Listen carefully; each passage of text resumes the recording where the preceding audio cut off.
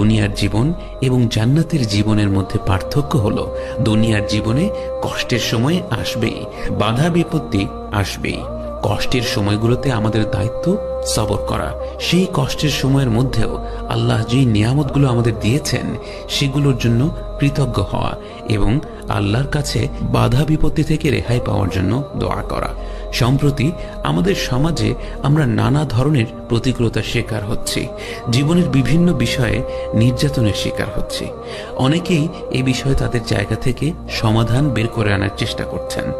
একজন দায়িত্ববান নাগরিক হিসেবে যে কোনো সামাজিক সমস্যার সমাধান বের করে আনার চেষ্টা করাটা অত্যন্ত গুরুত্বপূর্ণ এবং একজন মুসলিম হিসেবে এটা একটি ইবাদতের কাজও বটে। কেননা মুসলিম হাদিসে বর্ণিত রয়েছে, রাসূল সাল্লাল্লাহু আলাইহি ওয়াসাল্লাম বলেছেন, তোমাদের মধ্যে কেউ কোনো অন্যায় দেখলে সে তার হাত দিয়ে প্রতিহত করবে। যদি তা সম্ভব না